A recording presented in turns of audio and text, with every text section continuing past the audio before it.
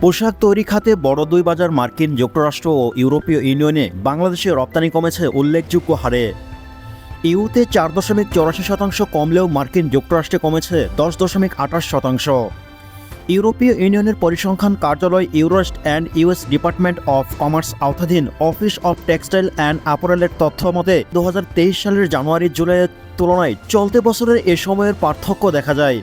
বাংলাদেশ থেকে অন্তত 18% পোশাক রপ্তানি হয় মার্কিন যুক্তরাষ্ট্রে এবং প্রায় 50% রপ্তানি হয় ইউরোপের দেশগুলোতে। অন্যদিকে অটেক্সার তথ্য থেকে দেখা যায় 2023 সালের জানুয়ারি-জুলাইয়ে বাংলাদেশ থেকে যুক্তরাষ্ট্রে পোশাক রপ্তানি হয়েছিল $457 কোটি। কিন্তু চলতি বছরে এ সময়ে $47 কোটি কমে $410 কোটি দাঁড়িয়েছে। বর্তমানে বিভিন্ন দেশ থেকে যুক্তরাষ্ট্রে রপ্তানি হওয়া তৈরি পোশাকের 9% বাজার দখলে নিয়ে বাংলাদেশ তৃতীয় সর্বোচ্চ রপ্তানিকারক দেশ।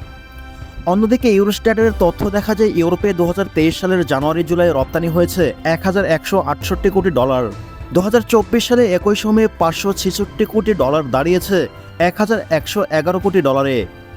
অন্যদিকে যুক্তরাষ্ট্রের তৈরি পোশাক রপ্তানিতে চীনের শীর্ষস্থান ধরে রেখেছে। চলতি বছরের প্রথম 7 মাসে $875 কোটি তৈরি পোশাক রপ্তানি করে দেশটি, যা গত বছর একই সময়ের চেয়ে 4.22% কম। এদিকে যুক্তরাষ্ট্রের বাজারে দ্বিতীয় শীর্ষ রপ্তানিকারক দেশ ভিয়েতনাম। চলতি বছরের প্রথম 7 মাসে $808 কোটি তৈরি পোশাক রপ্তানি করছে দেশটি। গত বছরের একই সময়ে রপ্তানি করেছিল $822 কোটি। অর্থাৎ চলতি বছর ভিয়েতনামে রপ্তানি কমেছে 1.5%। গেল কোঠা সংস্কার আন্দোলন এবং এর জেরে রাজনৈতিক পট পরিবর্তনের কারণে দেশে গত জুলাই ও আগস্টে তৈরি পোশাকের উৎপাদন ও রপ্তানি বাধাগ্রস্ত হয়। চলতি মাসেও সাভার, আশুলিয়া ও গাজীপুরের বেশ কয়েকটি কারখানায় শ্রমিক অসন্তোষের জেরে উৎপাদন ব্যাহত হয়। Bangladesh network manufacturers and export অ্যাসোসিয়েশনের নির্বাহী সভাপতি শামীম এহসান গণমাধ্যমকে বলেন, মূল্যস্ফীতির কারণে যুক্তরাষ্ট্র এবং ইউতে তৈরি পোশাকের চাহিদা নিম্নমুখী।